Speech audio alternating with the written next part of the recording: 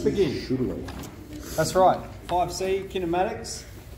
So we're pretty familiar with the concepts around kinematics, and this page here is just going over them again, okay? And it's got the table there talking about if we differentiate displacement, we get velocity function. If we differentiate velocity, we get acceleration function.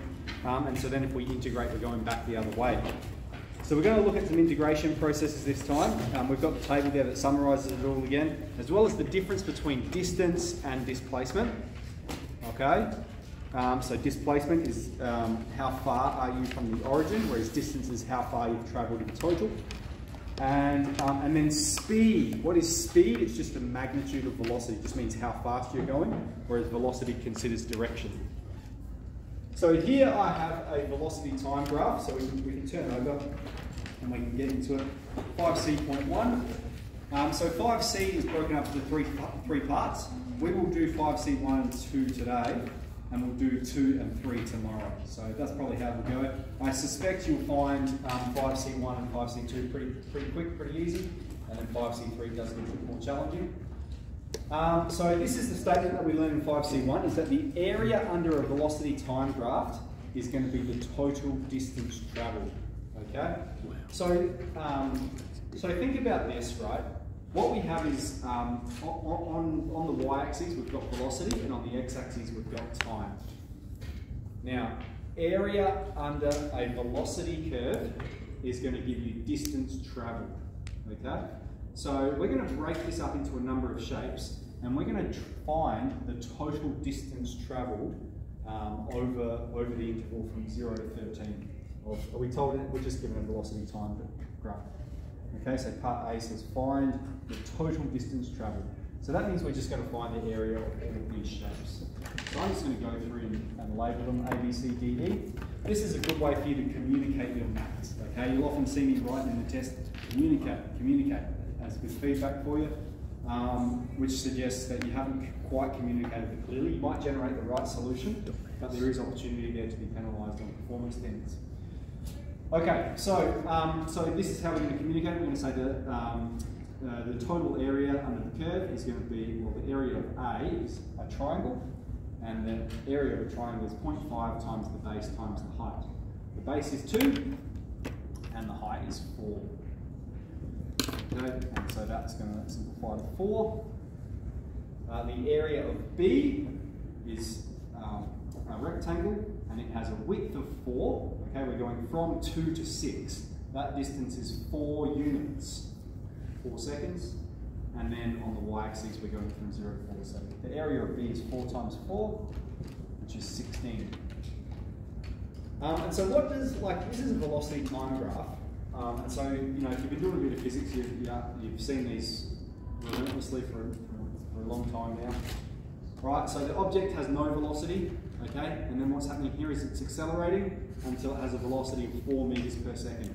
And then it's maintaining that velocity of 4, it's moving at 4 meters a second for 4 seconds, okay, and then it starts slowing down. It still has positive velocity, so it's still moving in a direction, but you can be moving in this direction but slowing down as you move in that direction. That's what's happening over this interval. Okay, right here it's stationary. At 10 seconds it's stationary, it's stopped, and then it's below the x-axis, has negative velocity, so it starts reversing, going back the other way. It's going back the other way, and it's fastest back the other way, and then it starts slowing down as it still has negative velocity, so it's still going that way, but it's slowing down in its reverse until it stops. Okay, so this part might look something like this. It's speeding up and then it starts slowing down and stops. Okay.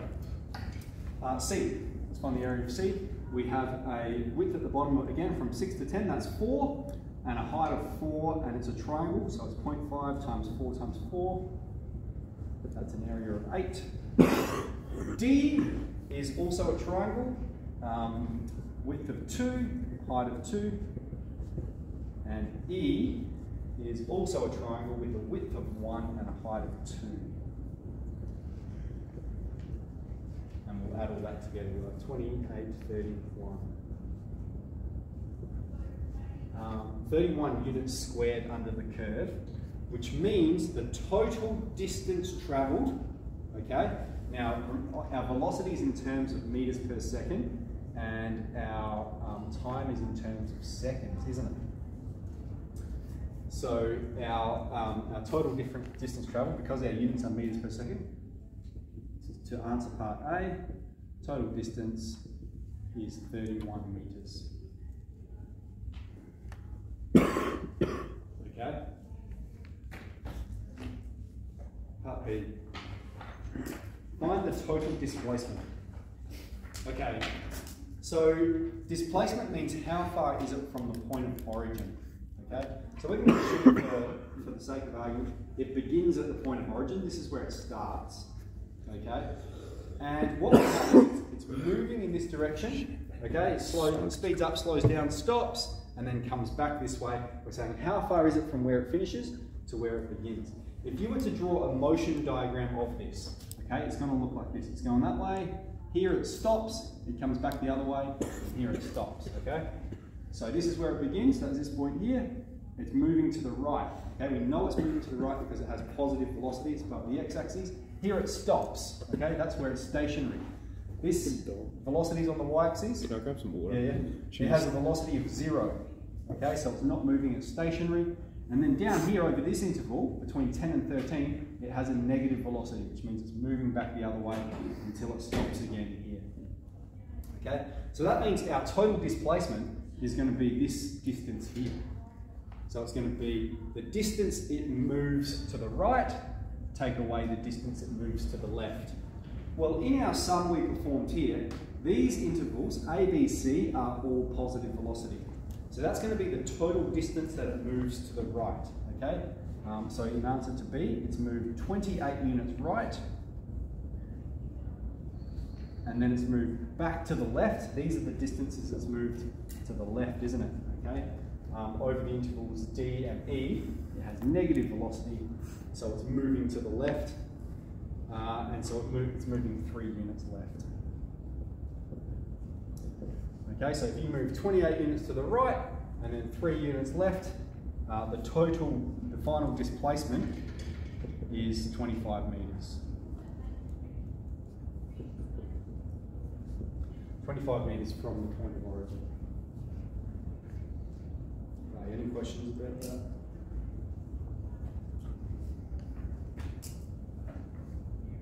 Okay. So what is the significance of the total area above the x-axis? To answer part C, the total area above the x-axis, so that's the area of A plus B plus C, that's the total distance it moves to the right.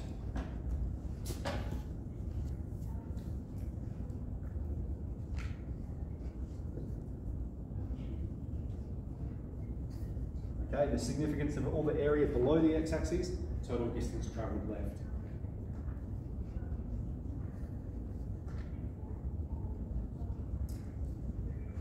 Okay, so let's just create a problem here.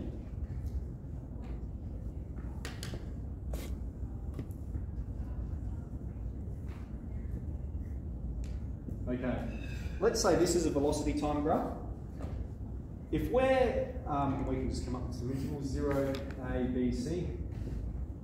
If we want to know the total displacement travelled, okay, this is some function f of x. The total displacement will just be the integral from 0 to c of f of x. Okay? Because what does that do? It goes this area, take this area, plus this area. And so that's just going to calculate how far you are from the point of origin. If we want to know the total distance travelled, that's where we're going to have to break it up into intervals. And we have to say, what's the area of this part, what's the area of this part, and what's the area of this part, and add them together. Okay, so it's how far is it travelling in between. Okay, so that's enough to get to 5C.1, I think. Do you just assume it travels right? Yes, yeah, but just by convention, positive velocity is to the right, negative velocity is to the left. Yeah. Okay, so let's get into 5C.1. A bit later on, we'll go through the